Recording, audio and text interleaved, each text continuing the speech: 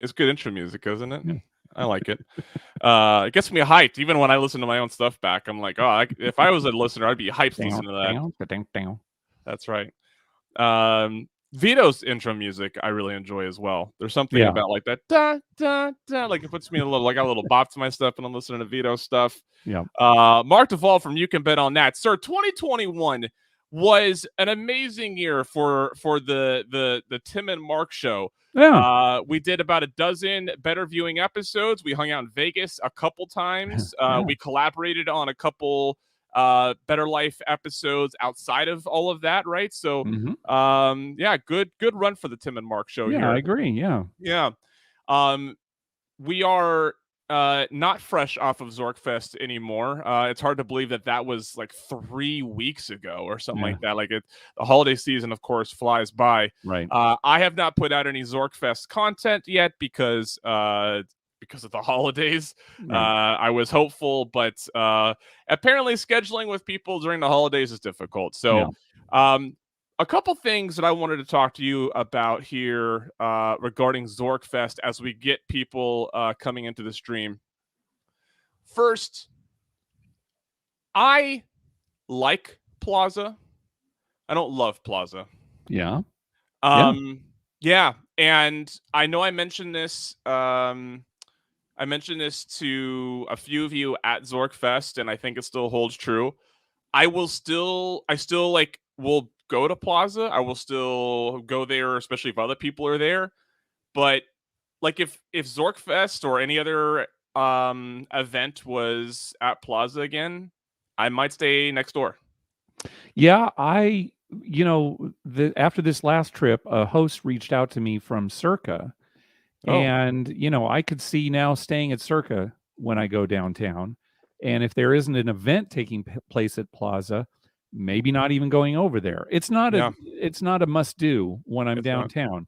Circa is. I think that Golden Gate is. I guess that's really it right now. Those are my two spots, and everything else is, oh yeah, sure, let's go over there. But I wouldn't think, oh, we got to get over to Plaza. Yeah, I agree. I mean, they're doing a good job. It's kind of like at Zorkfest, Oscar Goldman was talking about how he was talking to, help me out, the CEO at Plaza. Jonathan Jossel. Jonathan Jossel saying, this place is a dump, talking about Plaza. Yeah. And Jossel, I think, really has turned it around. I mean, I think he's done a great job. So it's not a dump like it used to be, but it's not really a destination for me. And hey, you want to go to Plaza? Yeah. Do you want to go to Four Queens? Yeah. You want to go to the D? Yeah. You want to go to Downtown Grand? Yeah. Circa, Golden Gate, those are the two that I'm always going to go to. Yeah. I may try to write a blog about this. I may not. I have been trying to put out my opinion of Plaza. I've stayed there 3 times now. I stayed there one time. The first time I stayed there was for the 2019 G2E. It was this really sort of weird. I was there for a few days, or I was there. I got to play for a few days, and then G2E happened, and so it was difficult for me to keep my play up. And so I wasn't sure if like my weekend was hosted, like could be comps based on. But they, of course, they look at the entirety of their play, so it was difficult to be like, look, I gave you a bunch of play over the weekend. You know, the host I was working with was out or whatever, and whatever. Then I stayed there for this G2E. I ended up, working a professional relationship with Zorkfest. I started working with Lisa a lot more. So I ended up staying there for Zorkfest again. Give it, 2 years later, let's give it another shot. I don't dislike it, right? Like I like, right. Like I think I even mentioned this for the Zorkfest trip. After coming off a very frustrating like day and a half at Luxor, like when I walked into Plaza, like I calmed down, like I felt familiar, right? I was like, here we go, downtown Vegas. Like this is more my scene. But the food is good, not great. The gambling is good, not great. The only thing, this is gonna sound, the great thing coming out of Plaza are the people. Not the dealers necessarily. We all had, this was one thing, unfortunately, that rang true. At least 5 or 6 people that I talked to, and those are just people I talked to, said that they had a unfortunate dealer interaction, even outside of the one that, we had spoken about, the guy, bringing up politics at the table. Go ahead. That's a shame. I mean, I kind of agree with you. You know, it's funny. There's nothing special about the rooms, at least the ones that I've stayed in. You know, the last time we went, when we were October, and I was kind of talking about, the Plaza. I really enjoyed it. And then my wife was later asking me, well, you know, would you take me there? And I said, oh, no. You know, kind of like, no, I wouldn't take you to Plaza. Right. So I wouldn't take my wife there. You know, I'd want to stay someplace nicer. I will say this is kind of silly. I love the elevators there. The elevators were always fast. You know, they always, you know, you didn't have to wait that long. Aside from that one real scary one where the door opened and closed super slow. That I would send on its way if it opened. I'd go in and press a button and go back out again. Aside from that, the elevator situation there is really good. So it's you know, I like that. I like you bringing that up because I agree almost on, like, if anybody asks me, should I go to Plaza? The answer isn't no, but it's not like a yes either. Like it's so you know, Eric and I talked about, like, we want to love the Plaza. We just can't get there. We like it. Yeah. Right. We like it, but we don't love it the same way we love playing craps at Golden Gate. We don't like it, or we don't love it, or, you know, we don't enjoy it as much as obviously going over the Circa. I like it probably as much as I might like the D. And so one thing I have a hard time getting past with this, and look, this sounds like I'm taking this opportunity to, like, vent and poop on Plaza. That's not what this is about. This is just reflecting on my time there. And this was the frustrating part. I was playing at Steven's properties intermittently during Zorkfest. I'd wander out. I'd either play a table game at Circa with you. I'd wander. There's a Buffalo Diamond machine right on the corner right there of Fremont. I'd wander in there, and if there was a play there, I'd play it. I ate on more comps from my Club One account off my play occurring naturally there than I've ever gotten even up front from Plaza. And I'm not, look, my play does not deserve to be just, like, rewarded, but when you just do a one-to-one comparison, you know, it's like, it's difficult to get past that at the property I'm playing at, the property that I'm staying and doing at least half my playing at, isn't rewarding me the same way that a property that I'm just sort of walking in and out of occasionally, you know. And so it's Yeah, well, we talked about it when we went over to Golden Gate. I just said, hey, let's go up to the Players Club and see if we have any free play. And we both did, right? You know, just I know I got flyers for it. I just couldn't have remembered. But, you know, mine was significant. And I had, like you said, I'd give them a decent amount of play. But I was kind of surprised at how much they gave. Yeah. I will, let me give props to Plaza for one more kind of little thing here. So most of Zorkfest took place on, I guess it was their third floor where their conference center is, you know, conference room, that kind of thing. And there's a bank of video poker right outside. It's a kind of, you know, thing, almost like an afterthought, or more like, okay, conventioneers, or, you know, when they're coming out to kind of relax or have a smoke or whatever, here's a bank of machines for them. And I was surprised when I went up to it, 9-6 jacks or better on throwaway machines, you know, things that I was expecting to see like 6-5. Yep. You know, so props to them for that, at least. Quiet Boy agreeing. Nothing bad, nothing great. I mean, that's really right. Yeah, we're not complaining. It's just yeah. I will say though, and I alluded to this earlier, like, working with them professionally has been outstanding. Oh, and and that's where I'll continue working with them. You know, early in the podcast, I got an interview with Jonathan Jostle when the Better Life was still sort of a no-name podcast, right? And more recently, you know, they allow filming at table games when you have enough leeway. Filming at a slot machine is a quick email or text to Lisa saying you're going to, and for about how much and how long. Yeah. And that's about it. And that is something they're doing that no other casino is embracing quite the way that they are. Working with them for Zorkfest was extremely easily. So as I mentioned before, you'll still see me in the Plaza, but it'll likely be because I'm doing something there professionally, and then I'm not there off of, like, personal desire or reasons to be there. So big props to Plaza on what they're doing business wise. They just still have it's the margin between what you can get from them and what you can get across the street, either at Circa or at Golden Gate, is just enough to be like, I'd rather be across the street. Yeah. Now take a look at this comment that came up here from Pay the Line. How does Plaza compare with, say, Golden Nugget? Not Golden Gate, but Golden Nugget. I will start saying, well, you're going to get a better gamble at the Plaza. Yep. Golden Nugget is like a strip property in more ways than one, and one of them is the gamble that they give you. You're going to get nicer rooms for sure at Golden Nugget. And again, it's more like a strip property than Plaza. And I mean, we were talking about dealers. I've never had great dealers at Golden Nugget as far as personality goes.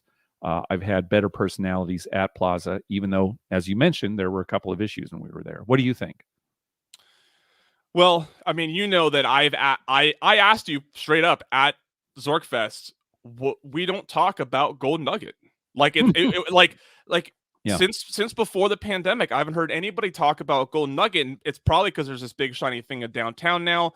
As Pay the Line points out, Plaza that gets spoken about a lot in this community, Yeah. right? I tell everybody to go play craps at Golden Gate. Golden Nugget as a property that rarely ever gets brought up.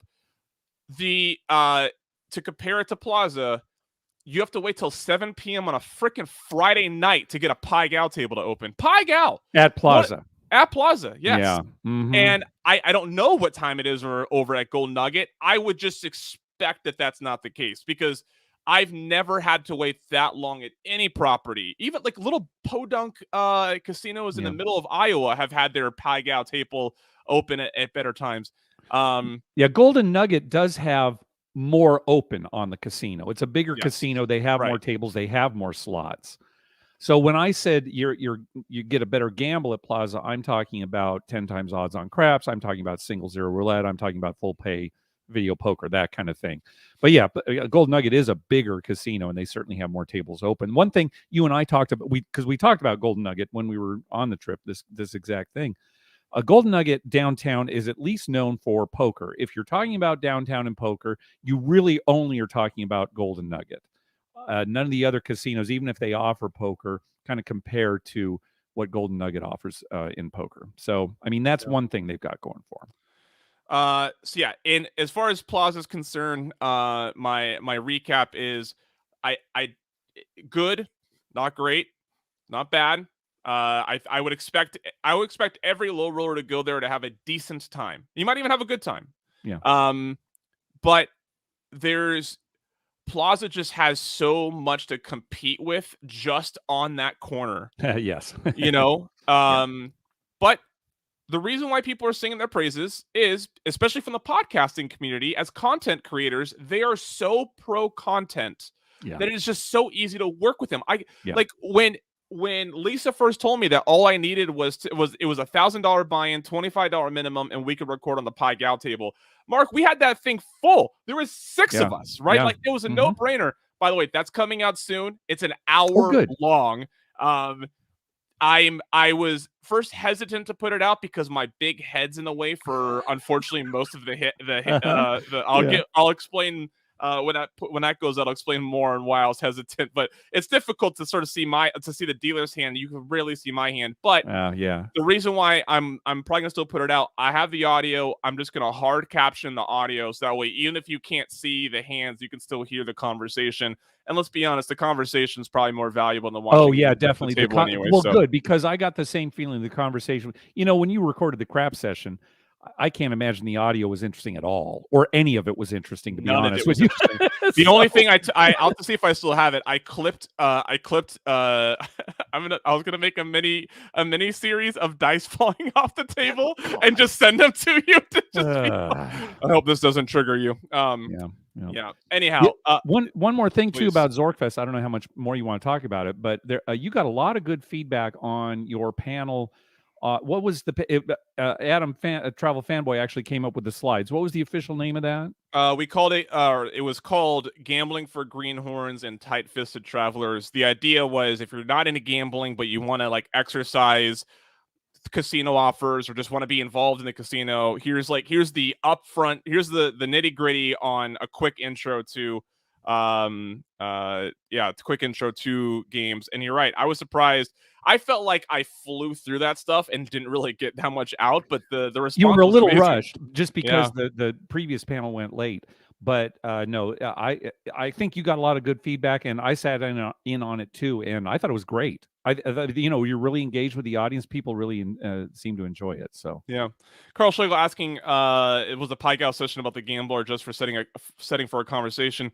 A little bit of both. Mark, had it been just you and me, I would have set the camera to where they could see both of our hands and the dealer's hand. yeah, But because we filled the table, I got greedy thinking maybe I can get the whole thing. yeah. And I was able to get about 70% of the table, the 30% being my hand. So, yeah. So that worked against me a little bit. But to his point, it was a good setting for a conversation. The only reason I'm upset that you can't see more of my hands and stuff is you and I, there was a few hands where we discuss why and face up we are making different decisions. Yeah, the viewer would be able to see that better. So yeah. Well, yeah, like you said, you can hard code the conversation and maybe even put comments up in the corner saying, yep. Here was my hand or something to that effect. Yeah, sure. So. I'm when this episode gets released as a podcast, there will also be a conversation with Michael Traeger to talk about Zorkfest, talking a little bit more on the convention side of things, like the conference itself. Good. My last comment on sort of being there as being in the area, I mean, it was just so great. Like we were never without people to gamble with. Oh yeah. Like and yeah, you're right. And it's been a while. When we met up in October, it was kind of just you and me. This was more official. Boy, there were people I hadn't seen in years. Yep. So it was nice to finally be back in that environment. Chauncey Street in here. Just want to say Mark DeVol is a fabulous podcaster. I agree. Jim is. He said he's going to go out of his. It's been all insults up to this point, and he said he's going to be nice to me in 2022. So I think that's the beginning right there. I'm sure people have seen my related to the trip and not Zorkfest itself. I'm sure people have seen the videos that I put out. I stayed at M at the beginning of that stay. Mark, I can almost tell you, anytime I go to Vegas for an event of some sort where there's some focal point in my trip, I will attempt to get in a few days early and just hang out at M for a few days. Yeah, I enjoyed it that much. It was good. Great. Oh, good, good. That's good to hear. All right. Let's start talking about two movies that are very polar opposites from each other, but they're movies that keep on coming up in these discussions. And I thought there was no good movie to pair either of them with. And so I figured let's just do the polar opposite thing with Uncut Gems, the anxiety-inducing movie featuring Adam Sandler, which this was the first time I had watched it. And you hadn't seen it before. I had not seen it before. Oh my gosh. Yeah. Oh, okay. Yeah. Look, it came out in 2019. It features Adam Sandler. Everybody told me that it's anxiety inducing, and going into 2020, I was like, that's the last thing I need in my life right now is a movie causing me anxiety and stress. So then by the time we started Bettor viewing, I was like, well, clearly we'll cover it. I'll just watch it when we cover it. Almost a little over a year later, we've been doing this since October 2019. How about that? Wow, or I'm sorry, October 2020. Yeah. And I finally watched it. The one production note I have on this before we get into the movie is, oh goodness, where is there he goes. Lakeith Stanfield plays Demony. Yes. Demony. Yeah. And as soon as I saw him, I got excited because he is just fantastic.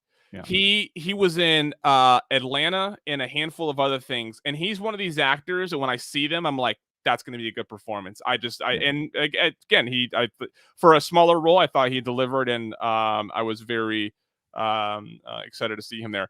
Adam Sandler, we'll talk about this more after we cover the movie.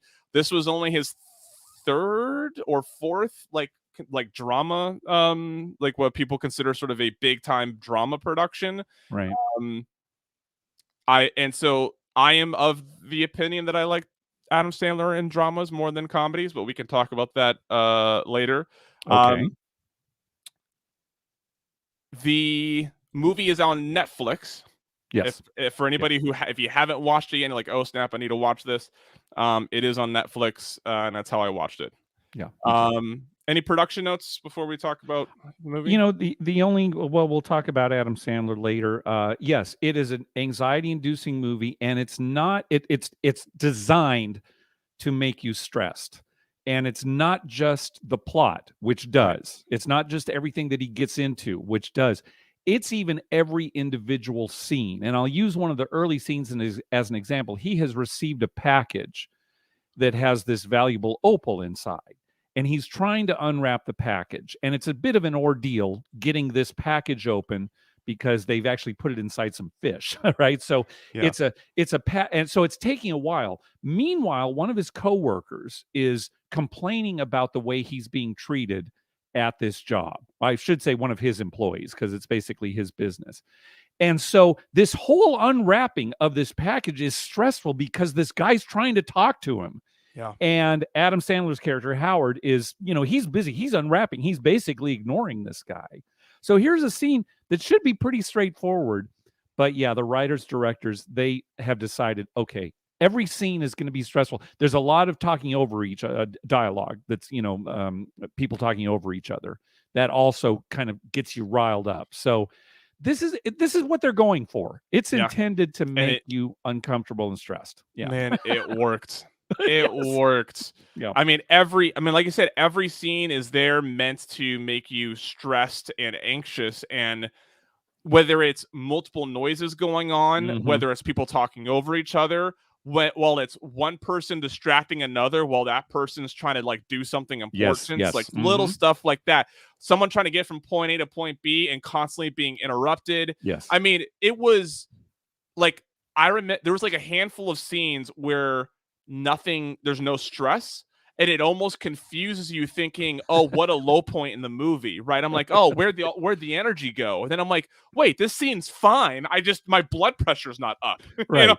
And I mean, the filmmakers do give you some satisfaction there. You're stressed, and there are a few points where you can kind of release, like, okay, good. He got past this point, or okay, things are going to be a little bit better now.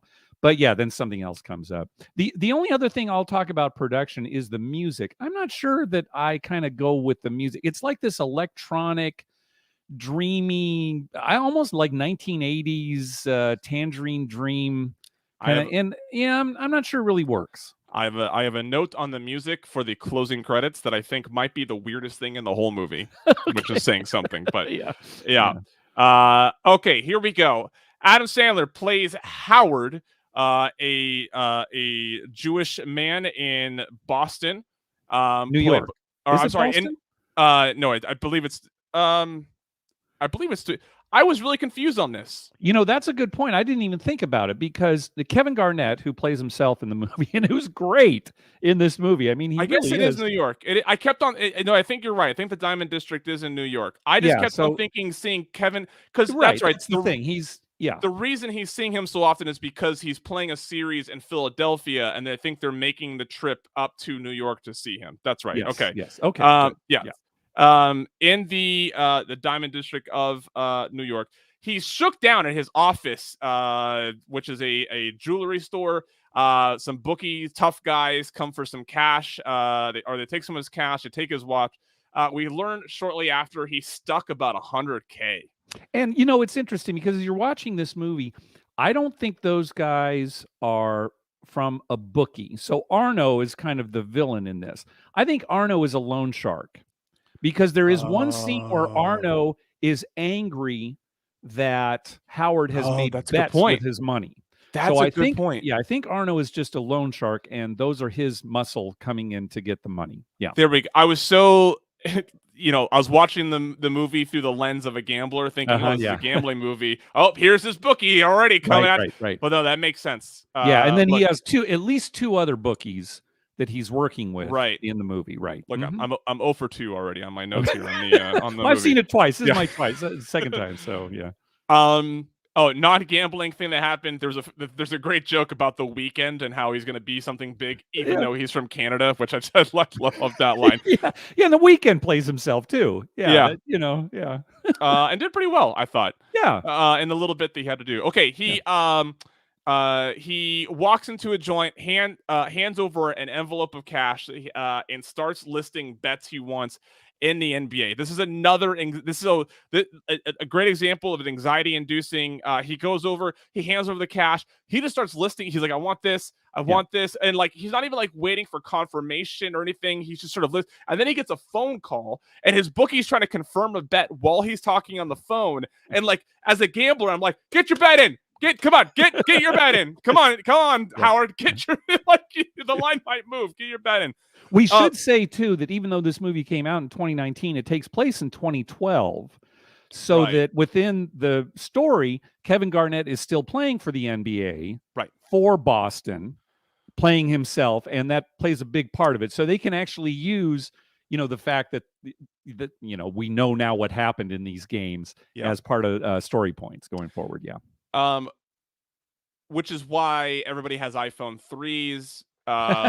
Which is why presumably he's still going down the street and getting a line from his bookie and betting into it, right? Yeah. Like, I imagine the average player didn't bother looking even at a Don Best screen, back then, right? Just I want action. Let me go talk to my bookie, and he doesn't even say lines. Right, he doesn't like he just says I want, like he starts listing plays, like I think maybe on the spreads he mentioned lines, but he would just say this money line, this, and so one thing in one of the scenes too, so that I don't forget here, when he is making these bets with a bookie, he asked his bookie if he'll give him lightning bets, and I don't think we've talked about lightning bets on our show. I don't know if you've talked about it on your show. Never. But basically lightning bet, and some bookies don't offer them, some books don't offer them. But the idea is that you make a bet, and the more the outcome of the game kind of it goes in your favor, the more money you'll win. So,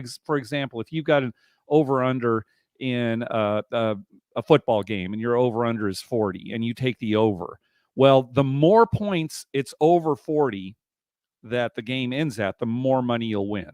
If it ends at 41, you won't get that much money. And if it you don't see him that much. I mean, the reason we don't talk about him is because you don't see him that much. But I thought it was interesting that in the movie, he asked his bookie about it. His bookie says something like, oh, you don't want that. Or, no. So anyway, lightning bets. The way you do see it, though, is that is the business model for PointsBet. There you go. Yeah. Mm-hmm. So okay, good. Yep. Yeah. So if you have access to PointsBet in your jurisdiction, PointsBet does offer that. That's what they're called. They're called PointsBets, and you are able to wager. You pay up more if you lose by more. You win more if you win by more, as Mark described here.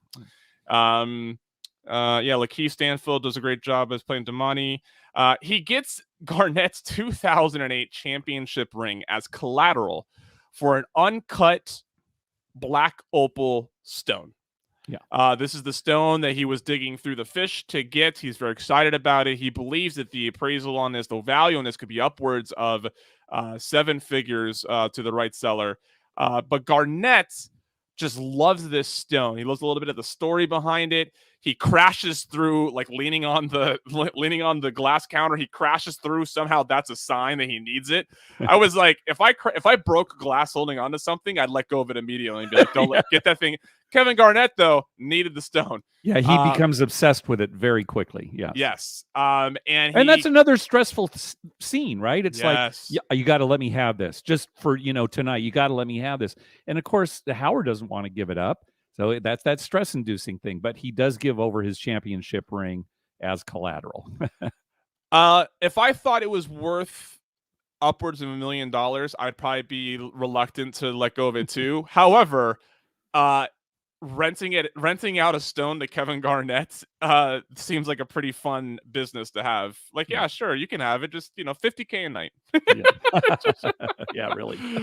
I think he even offers to buy it right up front. He's like, he's the guy. And right. Yeah, like $175,000. Yeah, and that's when Howard says no, it's worth like at least $1 million.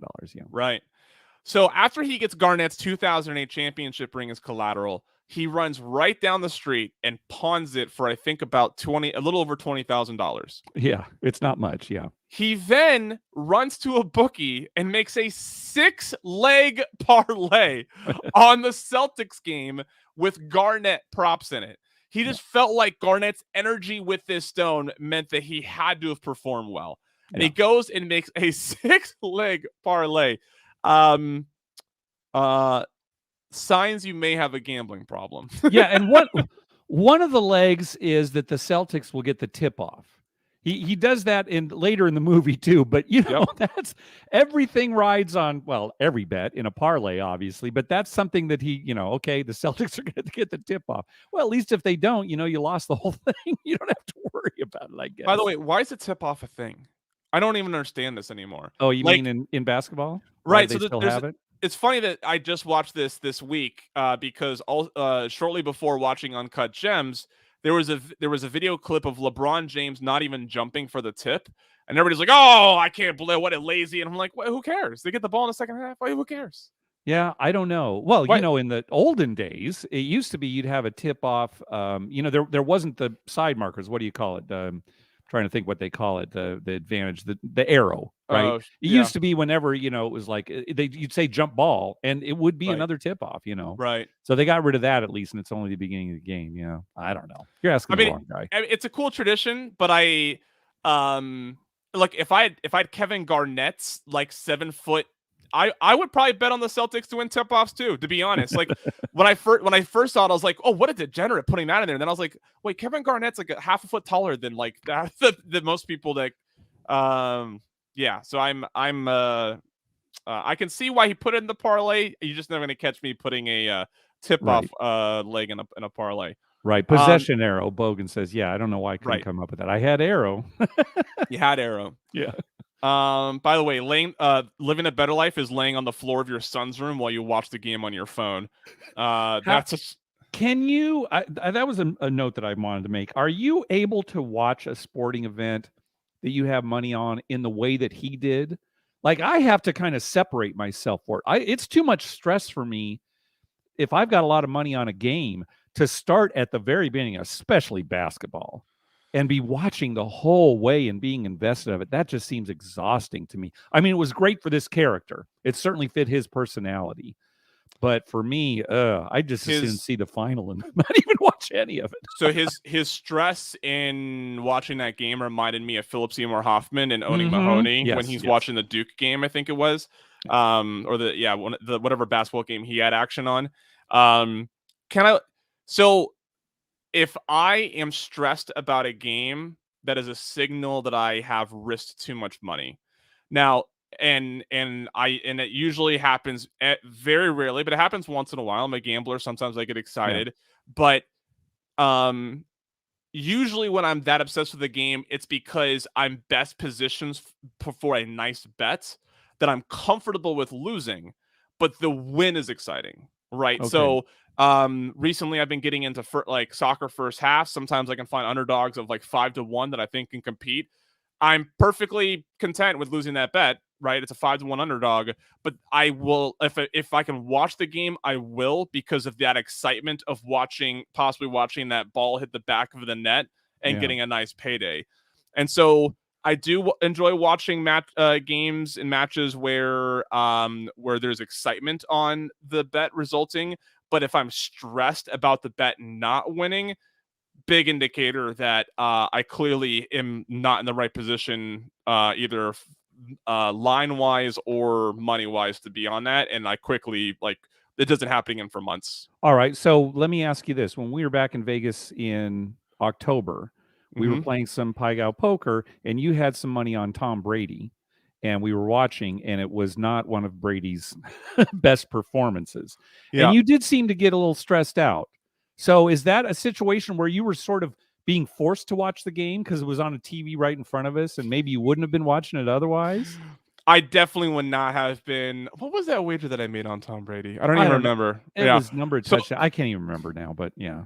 So that'll tell you right away that I was probably just being excited about a game being on television. I was in Vegas, and it was more about the atmosphere and everything.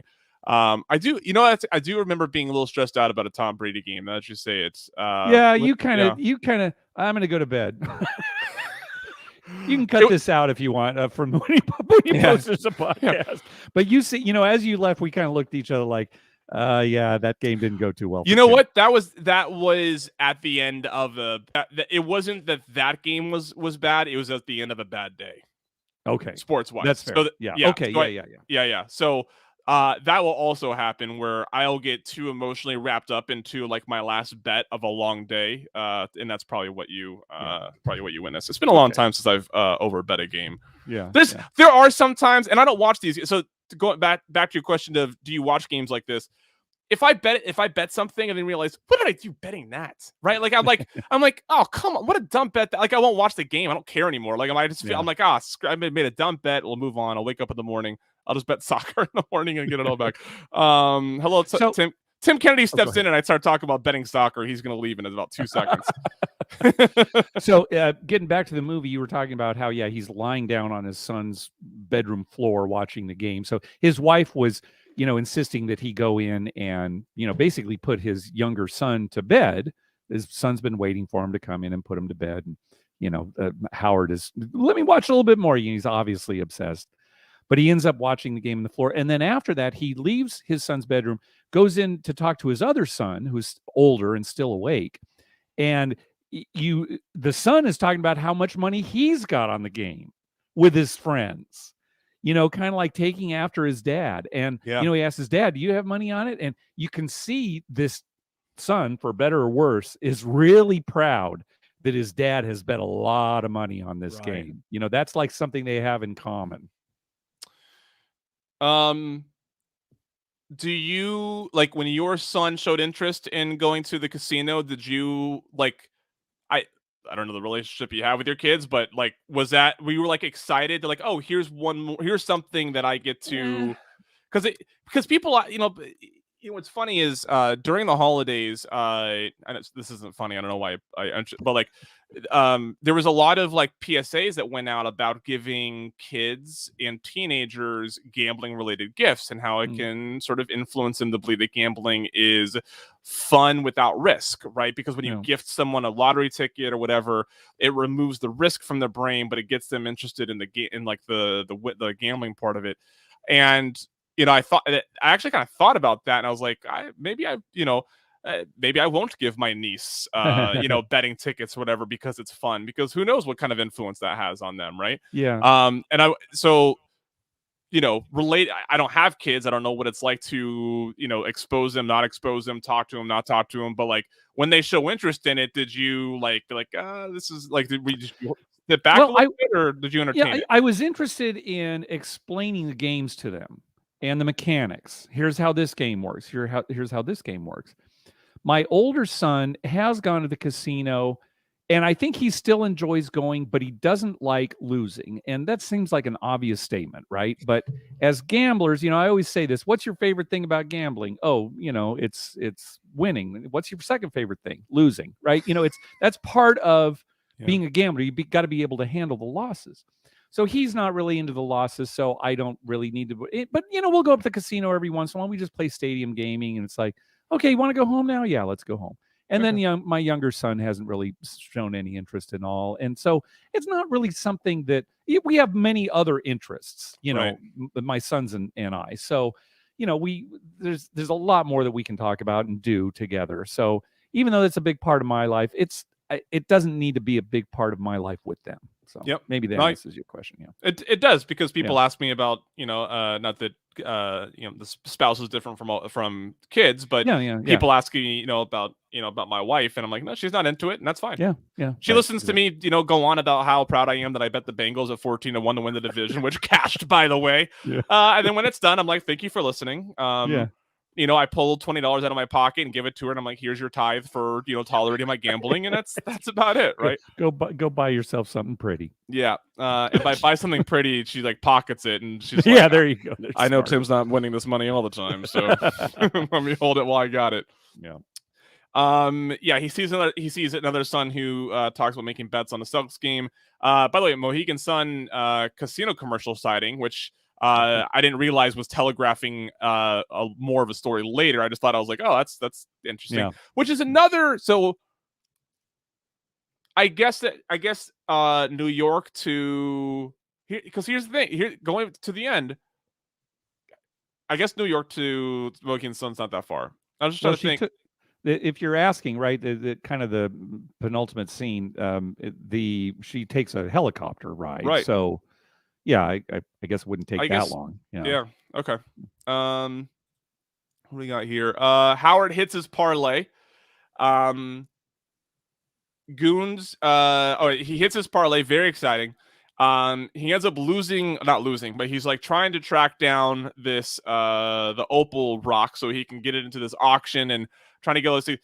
He's at a play for his daughter, and these loan shark goons are in the audience. Yeah.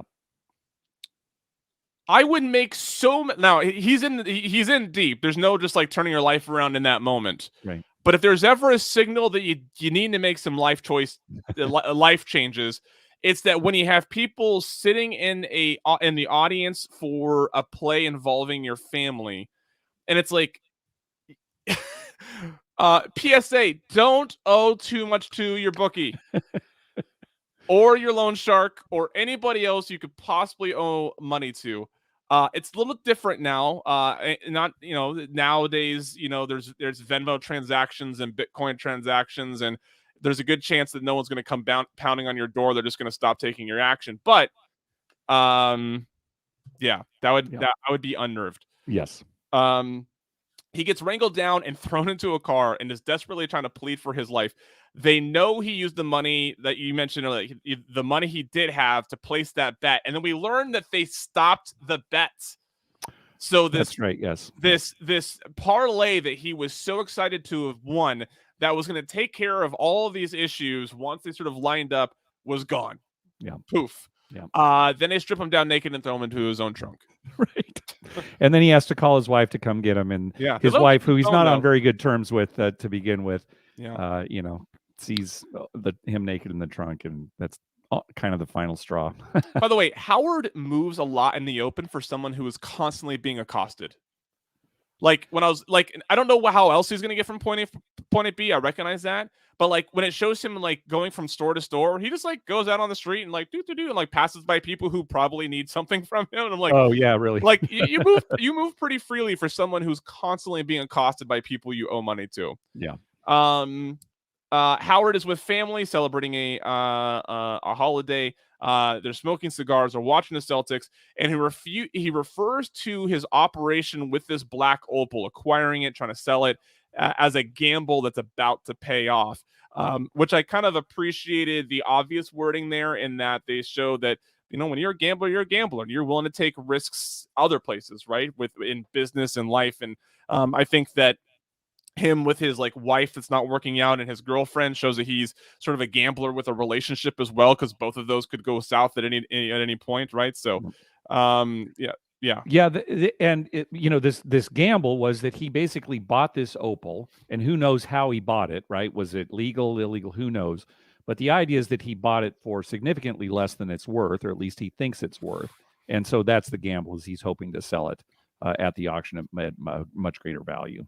It's also at that Passover dinner that we realize that the loan shark that he owes all the money to is also a family member. It looks like maybe brothers-in-law.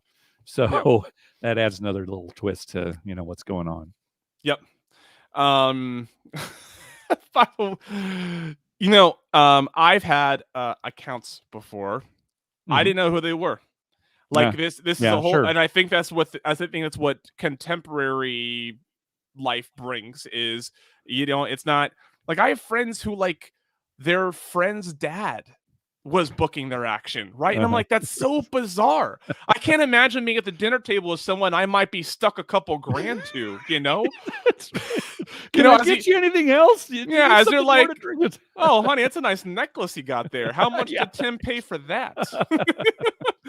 That's but it's a whole different. You don't have to know who they are. You don't have to meet them. You just have to have a Venmo address, and off you go. It's a different world these days.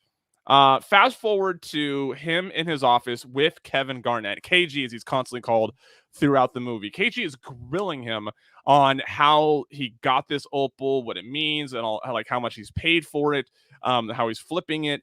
And he does he does this grilling after he willingly pays $165,000 for it.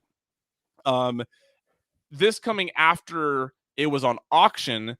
Kevin Garnett tried getting it for, I think, upwards of like $190. Howard has someone in the auction trying to chase the bid up to almost quarter trying to million. manipulate the bill, and I think it's his father-in-law. He's pressured his father-in-law into doing this. The father-in-law doesn't want to do it. And the reason why the father-in-law didn't want to do it ends up happening, and that he ends up outbidding Kevin Garnett, who ducks out early. They hold on to the opal though. Kevin Garnett finds out they still have it. He comes, he buys it, he grills him on how he even got it.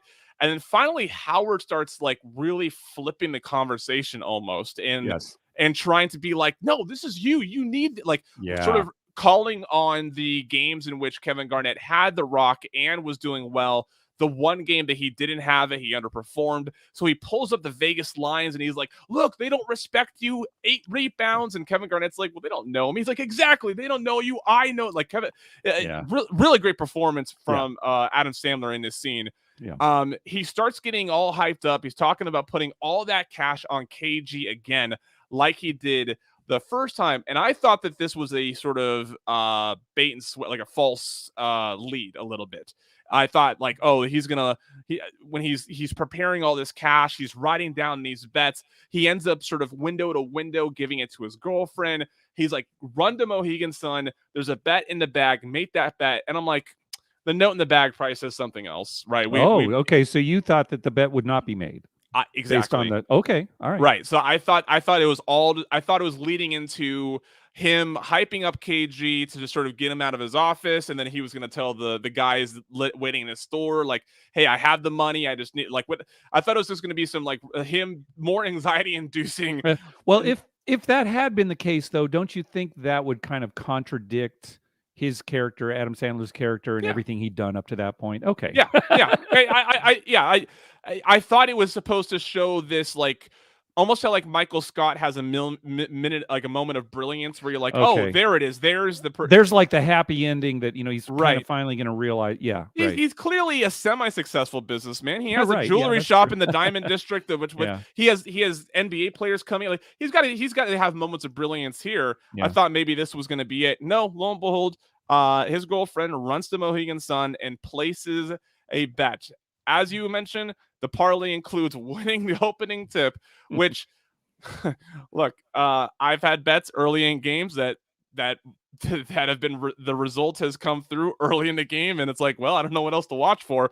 Right. I was sitting there like, I've been here before. That tip's not going to Kevin Garnett, but it does. And then he sweats out. I believe he had I was having a hard time tracking because they were counting both rebounds and points. Yeah, it must have been, I think it was a single bet, right? Yeah, rebounds and points. Exactly. Yeah, right. Yeah. And it sounded like 26 was the number. But I thought maybe it was separate like it was before. It wasn't. It was. No, I think it was combined. And then it was at least a 3-leg parlay having the Celtics win, covering the point spread. So, yeah. Yep. Celtics do end up winning. All while this is happening, the loan shark and his goons are trapped in the security box of the diamond store. A lot of these jewelry shops in downtown metropolitan areas have this sort of 2-door system. Yeah. Which, you see it at banks, you see it at a lot of places where there's things of value inside, where you walk in one door, once the door behind you closes and is secured, they can buzz you in the other door to get into the shop. And they do that for entry and exit, so there's no smash and grabs. Right. They are locked in this box, and Adam Sandler is like almost antagonizing them with this wager. He's so certain this bet's gonna win. He shows moments of like stress where he's like, "Oh, that's a terrible," but like you can still tell like he just believes this is gonna win. That eventually it's gonna get there, and it does. He opens the door, and if you have not watched it yet and you don't want a spoiler, shut this off now. He opens the door to let the goons in and gets shot right in the face, and I was like, what? Right. It is so fast. Yep. And it's like, oh, wait a second. I mean, he got shot in the head. He's dead. There's no coming back from this. It does catch you very quickly because there's no buildup for it. Yep. It is fast. And it you sit there, like, it's one of those things where I know what I just saw.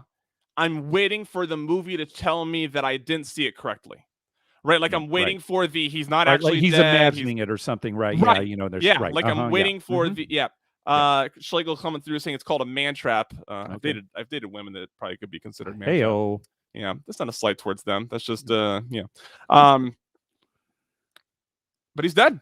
Yeah. And that's I was like, it's one of those things where you're like, you almost want to applaud the creators to be like, that's bold, right? It's bold to take this character that you have followed for this whole, it's over a 2-hour movie. You watch it for a long time.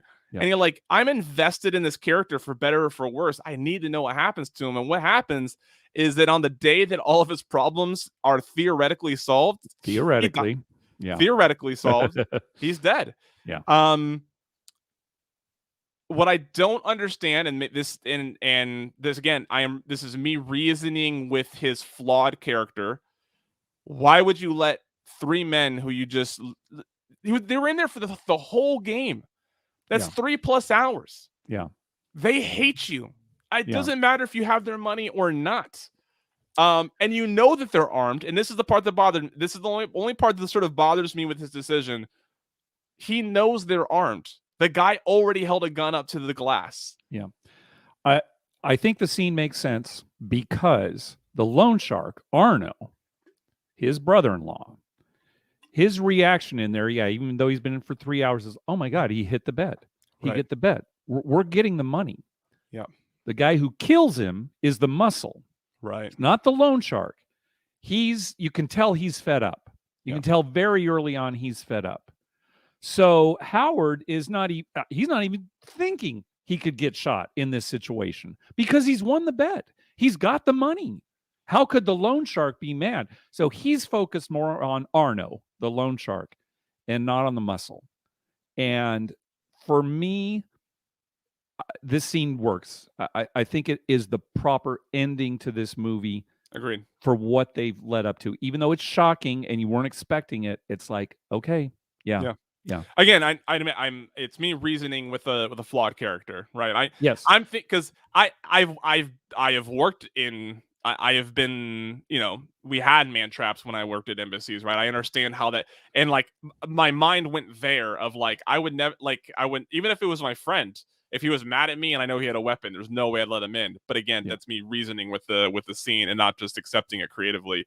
Now this is the second time I've seen it. Okay. And so I know what's going to happen, obviously, but it's still, when you watch a movie, it's still stressful, right? You can, even though you know what's going to happen, we're, humans, and that's why we enjoy going to the movies, what have you, for the intensity and what have you. But I found myself rooting against him for most of the movie based on his decision making. What are you doing? What are you doing? You got this coming to you, so maybe that's a way that I kind of help release some of my stress is that, oh, well, it's no big deal. Whatever happens to him, he deserves. So I don't know, maybe a second viewing, he'd feel the same, but I was kind of rooting against him this time. And he's an anti-hero, right? I mean, he's not. He's way flawed. So my first time watching it, as someone who really enjoys personal problem solving, almost to a flaw, like, at some of the worst moments in my life where like my back's really against the wall, I have felt this like undescribable high of trying to solve that problem, right?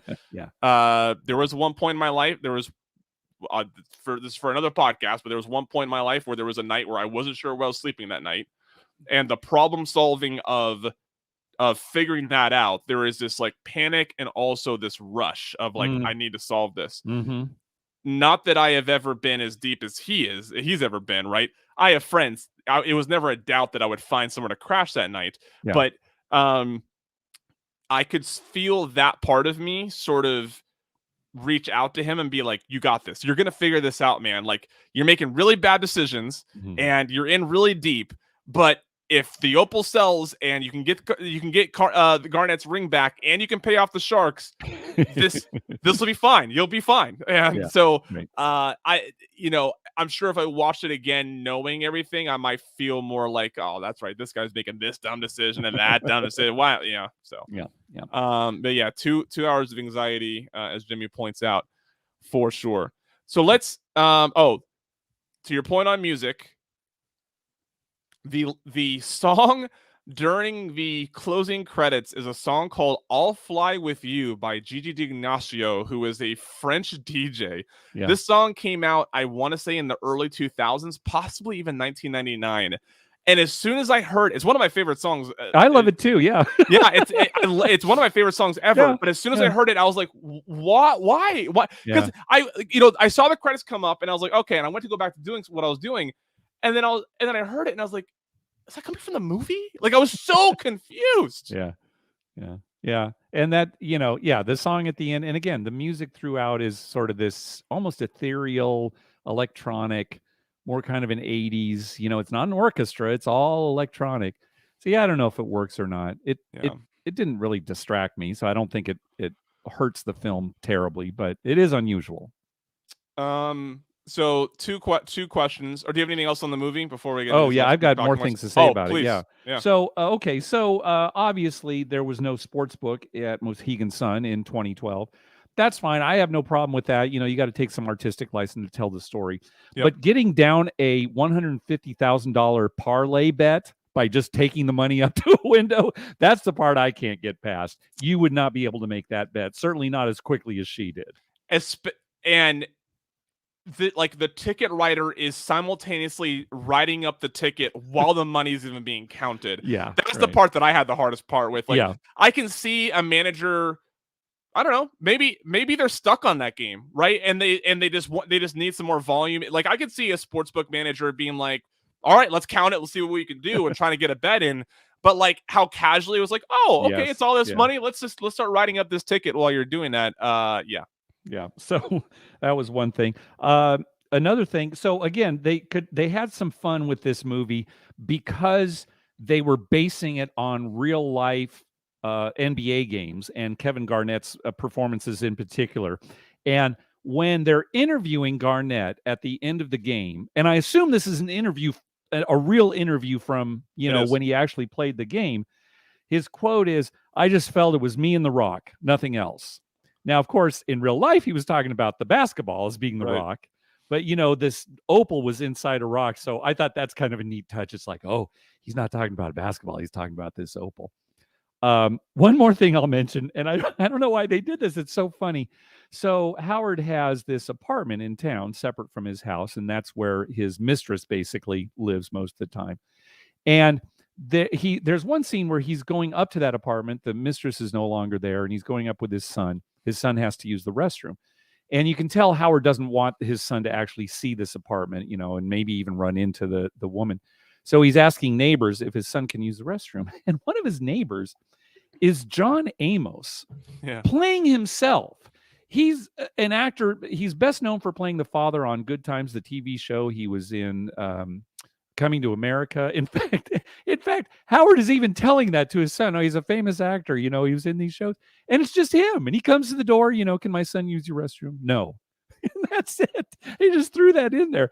I don't know if it's comic relief or whatever, but I was reading an article with the filmmakers, and they were saying, they wanted to get a real person, somebody maybe who was from TV, who was not controversial at all, and that's who they wanted. So they got John Amos. That's great. So anyway, just kind of a funny little touch. Do you want to talk about Adam Sandler then and his performance and comedy and what have you? Yeah, so let's start with, is Uncut Gems a good movie? Yes. Yeah, absolutely. It's a good movie. Mm-hmm. Okay, I agree. Is Adam Sandler a better drama actor than he is a comedy actor? Of course, I know people who absolutely dislike him as a comedian and often don't give his drama a chance because of that. Mm-hmm.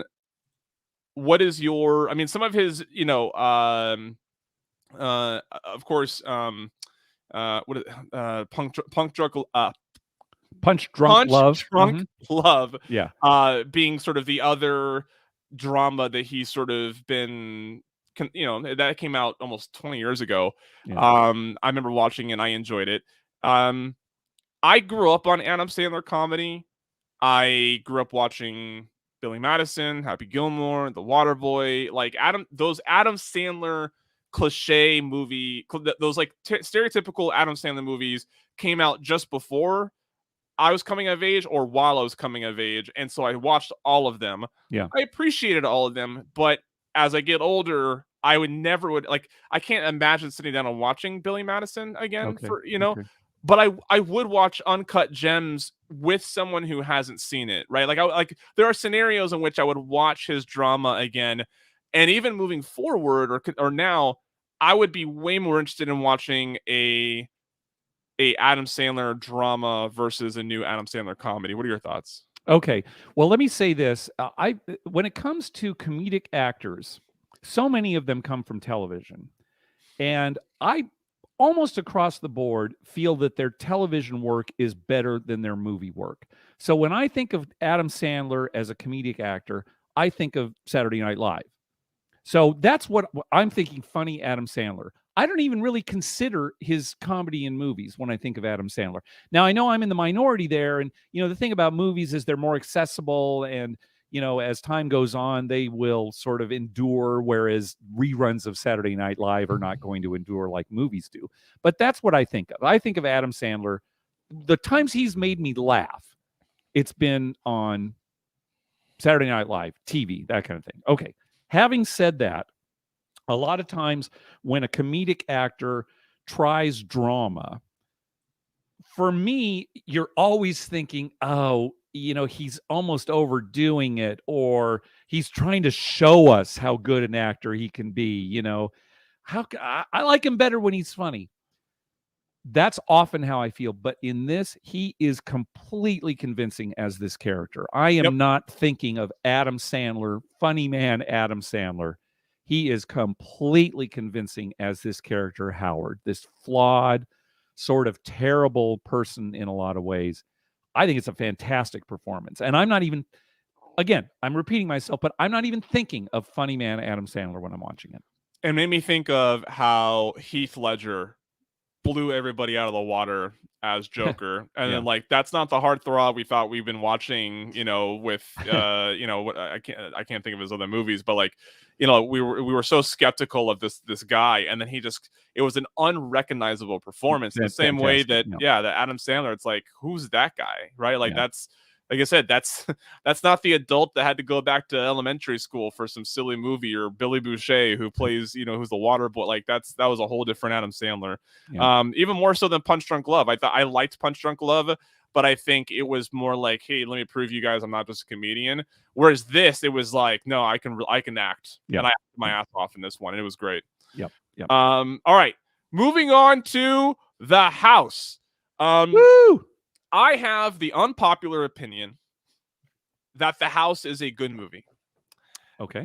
And not good as in like everybody should go watch it. It's not like a must see. It's not like, but like one thing when we rate movies, I feel like we forget about what it's supposed to be. And when it comes to these dumb comedies, we often forget that they're dumb comedies on purpose, right? Like they're made that way. Old School was a dumb comedy. It's not a good movie, right? Like good. It's not like, it's not gonna, it's, you get what I'm saying? And I thought The House was the exact same thing. There is a murderer's row of funny people in this movie. So many. Will Ferrell, Amy Poehler, Jason Mantzoukas, Jeremy Renner, Rob Huebel, Cedric Yarbrough, Andy Buckley, Randall Park. Like, these are hilarious people, and they all show up, and they're all funny in this. Yep. There are so many lines in this that I missed the first few times I've seen this, that I was like, oh, like I still found myself chuckling at lines I anticipated, at lines I'd forgotten about. Now, is the story all that compelling? Not really. Is the book better? I get there's no book. Like the joke I'm making is like based on the novel, right? I think we overjudge this movie. Now, with that as the pretext going into this, this is a 2017 comedy featuring Will Ferrell, Amy Poehler, and Jason Mantzoukas. Is it Mantzoukas? Am I pronouncing the last name right? I think that's it. Yeah, I think that's right. Yeah. By the way, Jason Mantzoukas, one of my favorite people in all of Hollywood. He is another person where like I see him in something and I'm like, oh, I'm gonna laugh soon. He's always funny. Yeah. He is always funny. Yep. The premise: the town scholarship is used for a town pool, instead of being given to the top students going into college that year, which is Will Ferrell and Amy Poehler's daughter. So now they need to figure out how they're going to send their daughter off to college, who just got accepted into Bucknell. Yep. We all that opening drama happens. Boom, we're at Frank's house. Frank being played by Jason Mantzoukas. Frank is being accused to be a gambling addict as his wife leaves. And Scott and Kate, played by Will Ferrell and Amy Poehler, are there, and they're trying to get out of this trip to Vegas that they've agreed to go with Frank. But Frank does a whole, I need this, you guys, like, I'm so excited, and they feel kind of bad and they go with him anyways. It cuts quickly to a scene of them at a craps table at the Wynn. Props to Wynn for supporting the movie. Oh, hey, they supported Paul Blart Mall Cop too, so you know. They've got some standards, my friend. They sure do. Frank tells them, or Frank finally talks them into some action. Scott ends up. I can guarantee you, I'm gonna interchange Scott and Will Ferrell. But Scott then buys in for $500 without saying anything. The $500 all goes on the floor, and before he can stop it, the dice get rolled and it hits. And Scott now realizes what's capable here. Frank encourages them, and they continue to roll fours until it gets to tens of thousands of dollars sitting on the floor. Yeah, they're parlaying it. They aren't taking any of the winnings. Yep. Right.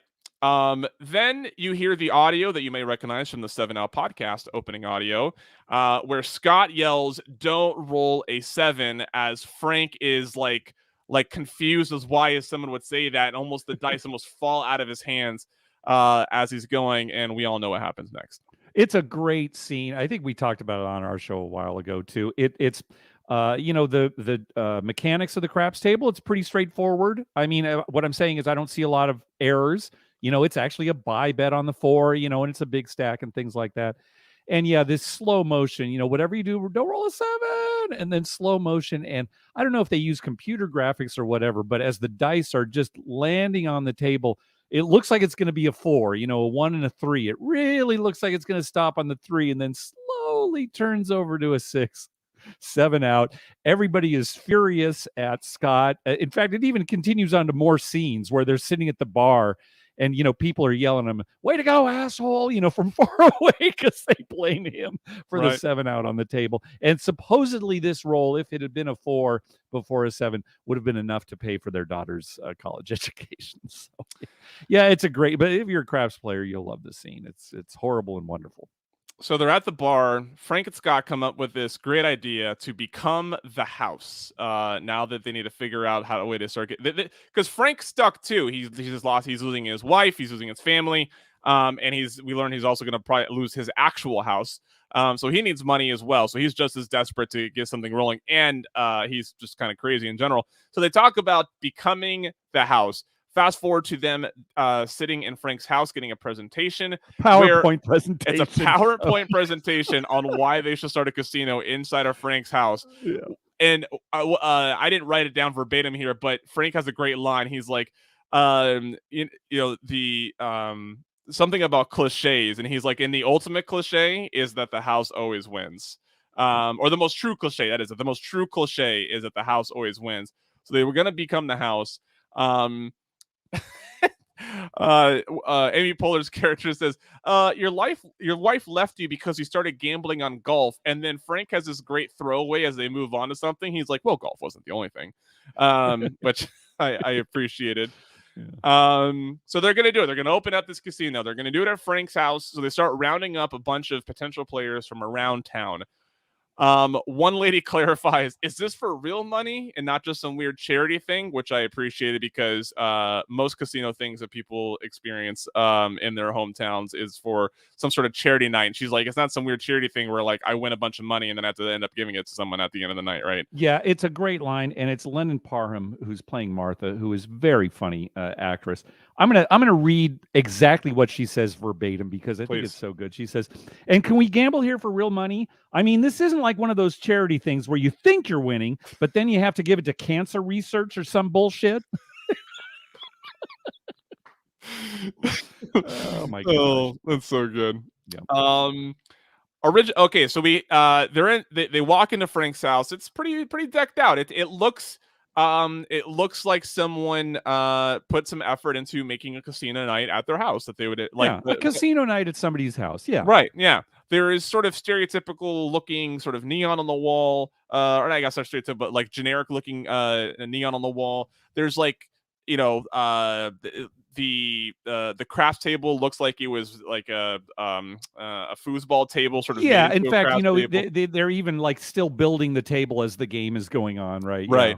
Yeah. So the original offerings here at the casino, plus a couple reinvestments as Frank is doing sort of a monologue. There's craps, blackjack, roulette, 00, but that's fine.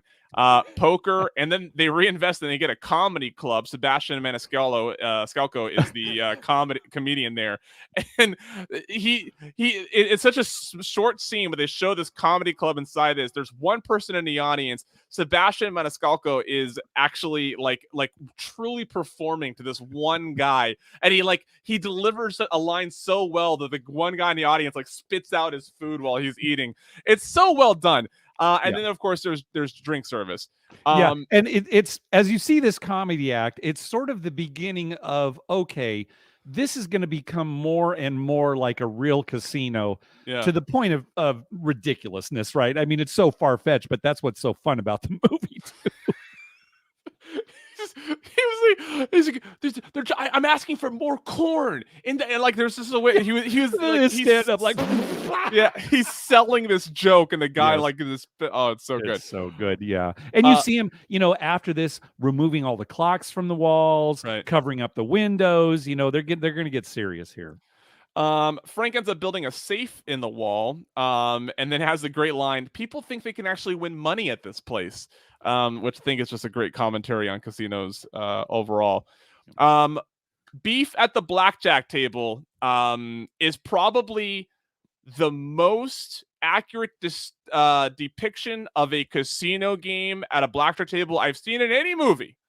Yes. Screw all the card counting scenes that you've seen in any movie. This is the most accurate blackjack scene I've ever seen, because it's one guy arguing about the other one making plays he shouldn't be making. And it's little things like that that make me appreciate this movie, because like that's real gambling. There was one great thing about this movie. For as ridiculous and far-fetched as the story is, so much of the gambling action is accurate. It really is true. It rings true. Yeah. So there's this he's like, he's hitting hands he shouldn't be, or whatever. So then they start getting into an argument, throwing insults at each other, because they're neighbors, right? Everybody knows each other. They're just people in the neighborhood. So they're arguing about like who lent who what tool or something like that. And then this turns into an actual like scuffle. And Frank quickly interrupts two ladies even start arguing and slinging insults to each other. And Frank stops everything. He's like, no one is betting on this. And then everybody goes, oh, unless you're betting with us. And then everybody erupts. And then it cuts to the basement. This is the point. So I originally saw this movie when I was on an airplane, and it was one of the movies available. That was the point in the movie where I was like, I'm actually enjoying this movie. I know exactly what you mean. We saw it in the theater. Yeah. Yep. So you cut to, they're down in like the basement or the lower part of the house. There's a chalkboard with showing the odds. And the odds are actually they're okay, right? They're not like, I don't know what the actual odds are here, but they show that it's a 1-5 favorite with a 3-1 underdog, which is actually a pretty typical take back for an underdog facing that heavy of a favorite. So I thought, exactly. Yeah. And there's some prop bets that you can't really make out the bottom. It's like, what if they both end up crying, or, kind of silly ones. But yeah. There's one prop bet about a fighter getting a heart attack. I couldn't see what the odds were. But, you couldn't see everything. Yep. Reggie, who's the favorite, ends up winning with one punch. Then the ladies start arguing, and they get in the ring, and the odds are slightly closer here, and it ends up being an amazing fight that ends up in a double headbutt knockout. And Frank looks at the board. He's like, well, we don't have a prop bet covering that, so I guess the house wins it all. Yep. It's so great. Oh my gosh, when that happened, seriously, watching it the first time, that's true. That's what happens. A double knockout. It's so good. Yeah, just great. So Frank, a couple scenes later, we see as things are progressing, Frank has now upgraded the casino environment with sort of making his pool area in the back sort of a little more day clubbish. Yeah. And then they now have a spa that offers, as he lists, Swedish deep tissue and hand jobs. Just no hiding it. Yeah, right. Yeah. Frank ends up catching a cheater, not a card counter, a legitimate cheater. Right. He's not just counting cards. He's using a device to count cards. Right. So he is cheating. Which, again, going to how accurate this is, a less informed production would have had someone counting cards and then have that guy backroomed. But they were smart enough to have the guy using a device to make him a legitimate cheater in a way that everybody understood, right? Yeah. Everybody understands card counting. And so just seeing the guy clicking, you don't have to know much about gambling to know that, oh, he must be counting cards. But if you're a gambler and you know what's going on, you're like, well, he is counting cards, but he's cheating because there's a device. And it makes it semi-legitimizes the Isn't that funny? There's so many movies we watch, serious movies, where they just get so many things wrong when it comes to gambling. And here's a silly movie where they get so many things right. We watched a movie called Card Counter about a guy who rarely counted cards. Yeah, right.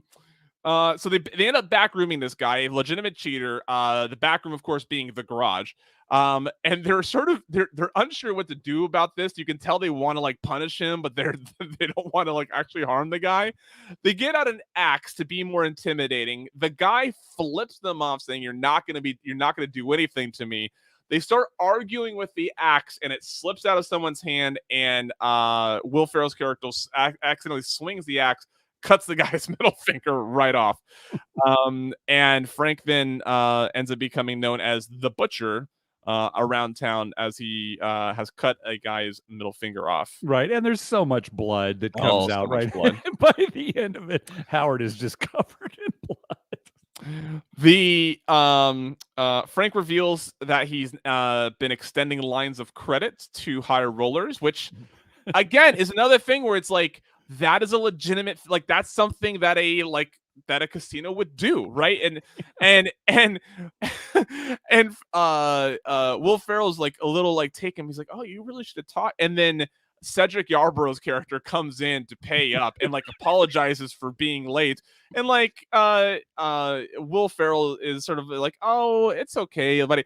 And then Frank is like, no, man, aren't you a little upset about this? And Scott, Will Ferrell's character, like goes like, oh no, hey, don't let it happen again, or you'll meet the Butcher. And like Cedric Yarborough gets it. Cedric Yarborough, of course, of 911 or Reno 911 fame. Yeah. He does a great job, sort of going like being like this timid guy. Like, so then the three of them start literally running around town. They go out jogging. Stopping at these houses and stores, sort of intimidating people. And suddenly they're becoming like these mob, these mob owners, casino owners. Yeah.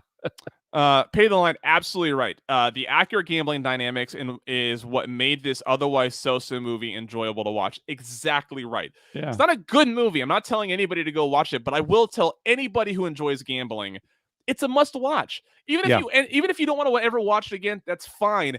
There's enough here to enjoy this movie that it's worth seeing. Yeah. They are there's high rollers at their craps tables that's betting $1,000 per roll, and this is actually where we see Randall Park of what's the movie? Fresh Off the Boat. Fresh Off the Boat. Yes, on Fresh TV, Off the right? Which is fantastic. Yeah. Randall Park making this is the thing. It's such a small role, and there's Randall Park. Very small. Yeah, it's throughout the movie. Hey, there's that person. Hey, that. Oh yeah. Constantly. Yes. does coke off of the table, and then when told he can't do coke off the table, he runs over to the light fixture and does coke off a light fixture. And then they show he's got a plate and he's made a picture of himself with coke on it. So yeah, good. and at this point, the casino is full blown. They don't have like, homemade craps tables anymore. They have full ones. They've got surveillance cameras up, right? Yeah, there are cocktail waitresses going around. Yeah. It's now really a casino. The art on the wall and all the fixtures and everything. Yep.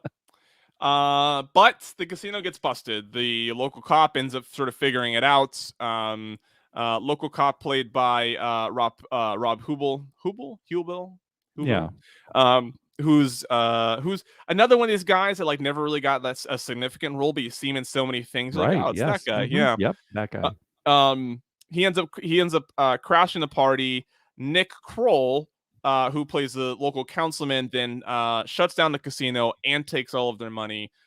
Nick Kroll, another guy famously known from The League, as most people know him from. Another great actor. Yeah. Who plays. Go ahead.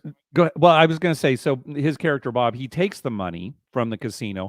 We also find out, I think, in a few earlier scenes, that it's not just that the money is going to this pool, this public swimming pool.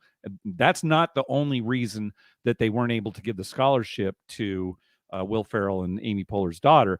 It's because he's been embezzling from the city as well, right? And kind of hiding an affair that he's having with another council person. So, yeah. Yep.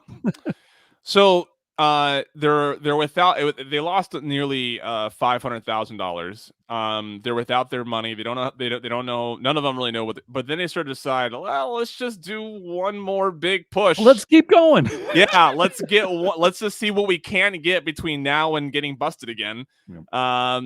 So they go with one more big night. Jeremy Renner's character, who's sort of like this racketeer, sort of bigger, like the guy who gets his finger cut off from cheating, works for Renner. Renner shows up and sort of crashes the party. And long story short, it ends up with people getting caught on fire, people getting their arms cut off. They basically kill him. I mean, yeah.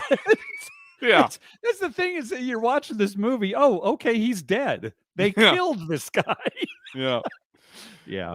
So he's dead. And they don't get everything back, but they do, because the whole place burns down because of the fire. And but they do end up getting Bob, Nick Kroll's character, sort of, or they end up stealing from him essentially, and frame him well enough that he's not going to stop them. And that's how the story ends.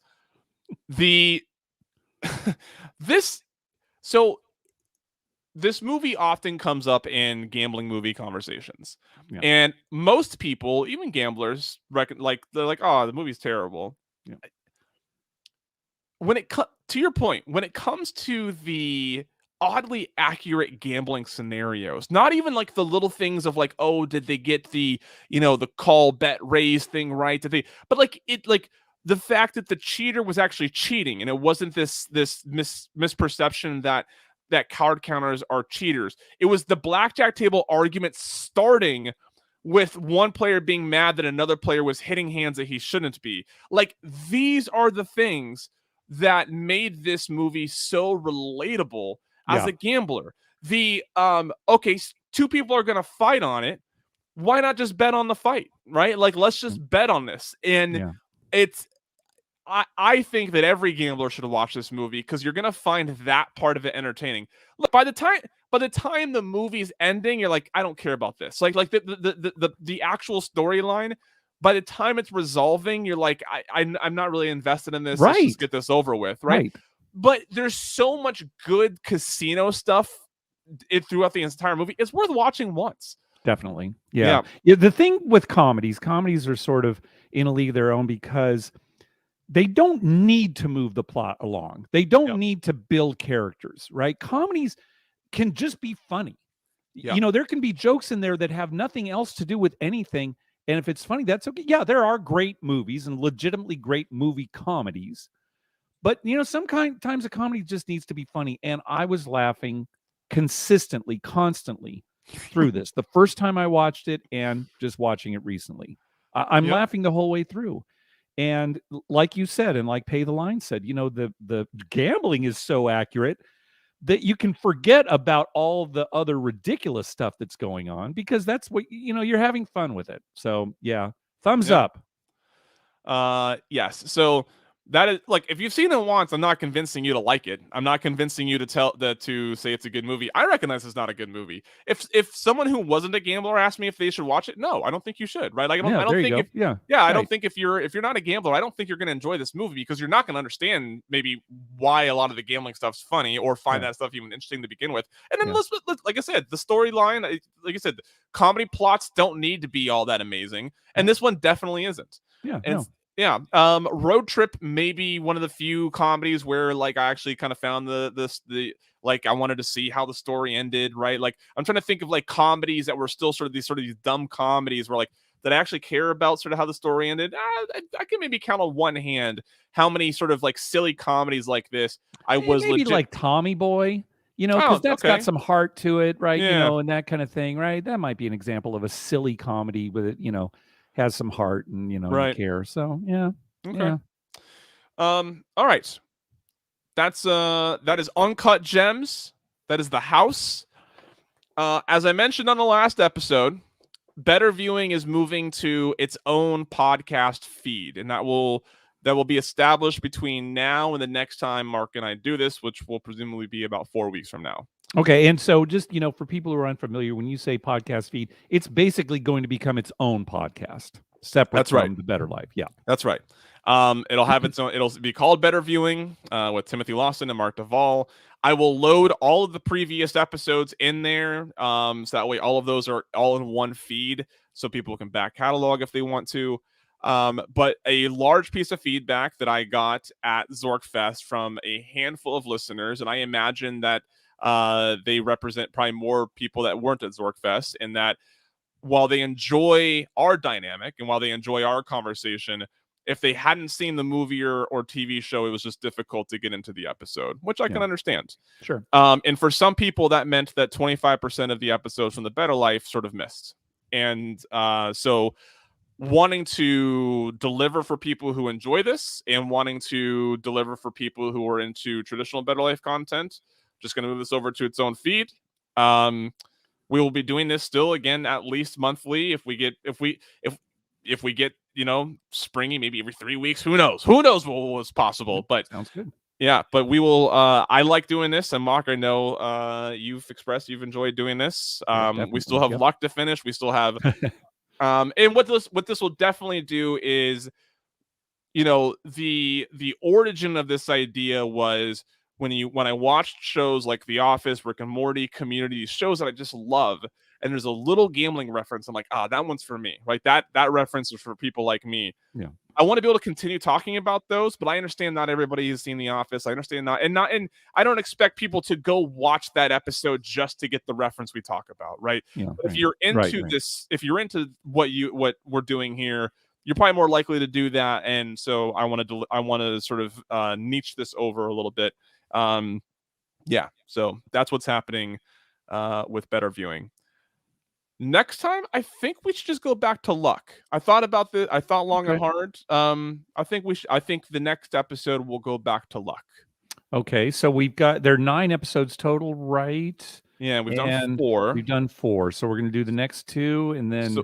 Yep. Yeah, go ahead. Okay, all right. Yeah. Yeah, so we'll do 5 and 6, and then the last episode we'll likely do 7, 8, 9. Okay. Or no, when I say last episode, but like the last episode of us. We'll do 7, 8, 9, or if as we watch it we think we need more time, we'll do 7, 8, and then we'll do a separate 9, maybe. Yeah. Okay. So, yeah. We'll see possibly how it goes.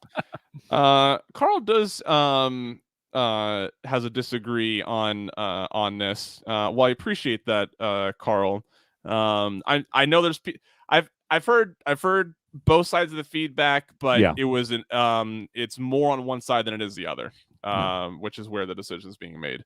And it's not like it's not like the content's going away. We're going to continue to do this, and we'll have I mean, we're never going to run out of material. So So here's he brings. So I don't know if you saw Mark. The president of the Fremont Street Experience did an episode of Undercover Boss, which is going to come out next week, I believe. Oh, okay.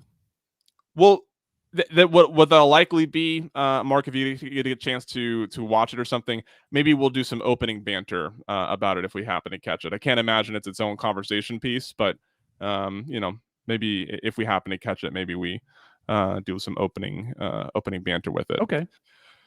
I think that's it. I think we've covered our shows, got the admin notes down. Very good. I'll see you in Biloxi, I hope. Oh, I hope so. I heard Dr. Mike has been reduced from 95% to 90%. I know. I forced him to, say, and so don't be surprised if it next time, 85, maybe 75%. Yeah. I don't know. He's blank. Well, we'll see. When he said 95%, I thought, wow, that seems a little high, but hey, he's still planning on. I mean, he really is. When we're just talking driving up to the casino, he's intent on doing it. You just, who knows, right? Yeah. Nobody knows. So I put out I put a poll. I'm pretty sure you saw what gambling destination you're trying to get to. I know Biloxi is on your list. Is there any other, like, what would be B, like on a list of what would be number 2 right behind Biloxi on? Jeez. Yeah. I'm drawing a blank. What's the place relatively close to Biloxi? There. Tunica. Tunica. Is what I was thinking. Maybe Tunica. Reno. I don't know. Biloxi's such a big one. Oh, Colorado, maybe too now. Yeah. But Biloxi's definitely top of the list. Yeah. Biloxi, Blackhawk, probably a lot of people brought up Laughlin. And sure. I've never been. Laughlin has always been one of those things, like, why would I leave my Vegas trip to go to Laughlin? But now that I've been to Vegas enough times, I think maybe I could set aside a day or two to go down there. Yeah, I can understand people saying, why go to Laughlin when you can go to Vegas? But yeah, lower limits. I mean, there's still plenty of gambling there. It's a little slower. the average age is probably a lot higher than Vegas, but if you're a gambler, you're gonna love it. So. Set the line for over/under on Groundhog Day for Dr. Mike. I think it was so the episode that you post after Groundhog Day, most recently after Groundhog Day. Okay. I'm going to set the line at 74.5% on what he says his likelihood for Biloxi is. I will take the over. I'm going to say that he's going to still be optimistic. Okay, I'm going to make a note here so that I continue to ask him every episode. Very good. Mark, it has been a pleasure. The pleasure's been mine. And we will see everybody next month in the new feed. Of course, I'll tweet it out. I'll make sure Mark knows about it so he can mention it on his show so everybody knows where to listen to next time. It'll still be streamed like it is here. It'll still be streamed on the Bettor Life YouTube channel like it is here. Just the podcast will be its own show in a different feed. Thank you, everybody, for hanging out. Bye.